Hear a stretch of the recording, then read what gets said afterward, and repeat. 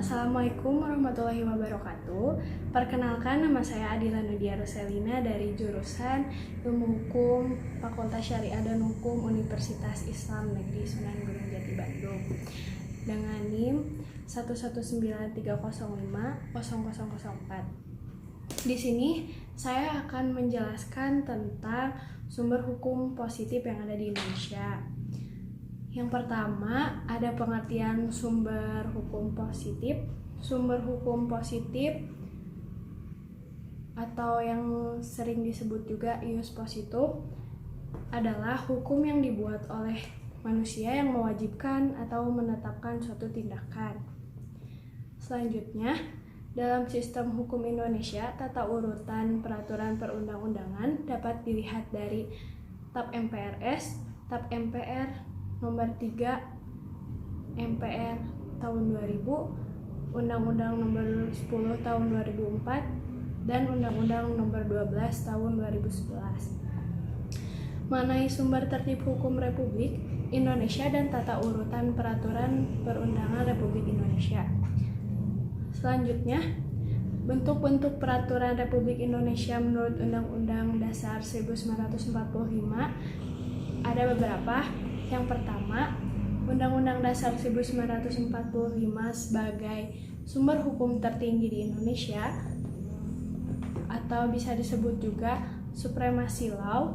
Ini harus ditaati baik oleh rakyat maupun perlengkapan negara lainnya.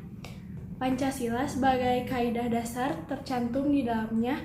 Bentuk undang-undang ini berupa konstitusi tertulis. Selanjutnya, ada TAP MPR.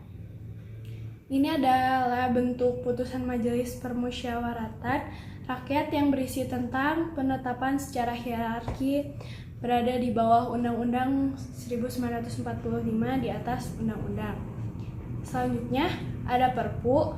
Perpu ini undang-undang menjadi aturan main bagi rakyat untuk konsolidasi posisi politik dan hukum mengatur kehidupan bersama untuk mewujudkan tujuan negara.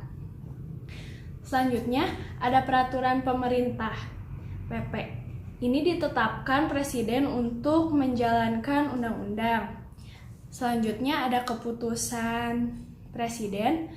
Ini merupakan peraturan-peraturan undang-undang yang dikeluarkan oleh Presiden. Selanjutnya, terakhir ada peraturan lainnya seperti undang-undang, PP, Kepres, dan lain-lain. Selanjutnya ada jenis dan hierarki bentuk peraturan perundang-undangan setelah diadakan perubahan yang terdapat pada pasal 7 ayat 1 Undang-Undang Nomor 12 tahun 2011. Ini ada Undang-Undang 1945, TAP MPR, Perpu, peraturan pemerintah, Perpres, peraturan daerah provinsi, peraturan daerah kabupaten dan kota. Jadi di sini dapat disimpulkan bahwa di Indonesia menganut ajaran Kelsen mengenai hierarki peraturan perundang-undangan bagi Indonesia. Makna negara hukum adalah negara yang berdasarkan hukum atau Freistaat, tidak berdasarkan kekuasaan Majelis belaka. Kekuasaan di sini merupakan unsur yang juga penting sehingga dinyatakan pernyataan hukum tanpa kekuasaan adalah cita-cita dan kekuasaan. Tanpa hukum adalah kesewenang-wenangan. Intinya seperti itu. Selanjutnya di sini ada teori Steupenbach atau yang dikemukakan oleh Hans Kelsen. Menurutnya, istilah norm diartikan sebagai imperative prescript, suatu peraturan hukum yang harus dituntut dan yang dilindungi oleh saksi. Ia membedakan menjadi dua bagian. Yang pertama ada general norma atau disebut juga abstract normen. Ini merupakan kaidah yang berlaku umum, adalah kaidah dasar, undang-undang dasar, undang-undang, dan peraturan-peraturan lainnya. Satu lagi, ada individual norms atau concrete norms. Jadi di sini tuh kaidah-kaidah yang berlaku khusus mengikat seseorang tertentu yang diketahui identitasnya. Yang tadi berupa semua ketetapan-ketetapan, keputusan-keputusan hakim. Lalu ada yang mengatakan Stefan teori itu merupakan pola umum hukum positif suatu negara karena itu para ahli menganggapnya sebagai suatu penemuan yang jenius. Nah, yang menyatakan bahwa tertib hukum atau legal order itu merupakan system of norms yang berbentuk seperti tangga-tangga piramida. Pada tiap-tiap tangga terdapat kaidah-kaidah norma, dan di puncak piramida terdapat kaidah yang disebut undang-undang dasar, dan di bawah undang-undang dasar tersebut terdapat kaidah yang disebut peraturan. Di bawahnya lagi ada peraturan, ada kaidah terletak pada kaidah yang ada di atasnya.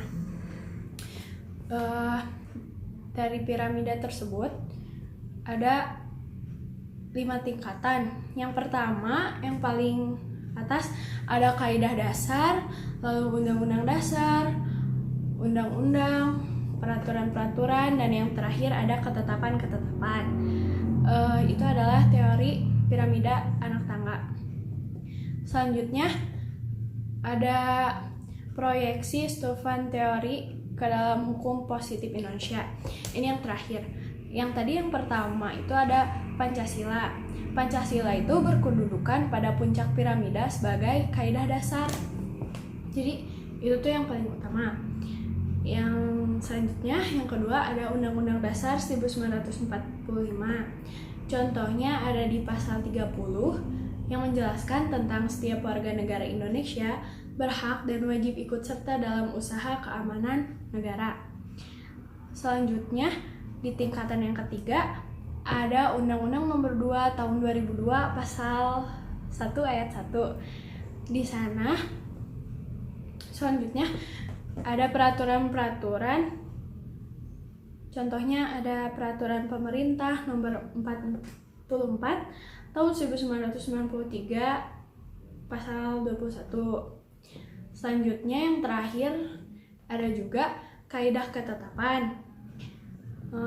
Kaidah ketetapan yang dimaksud di sini itu adalah ketetapan individual, norma misalnya contohnya tuh kayak surat izin mengemudi gitu.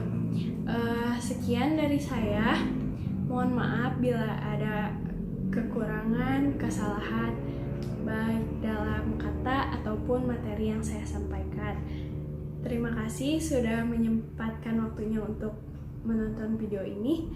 Wassalamualaikum warahmatullahi wabarakatuh.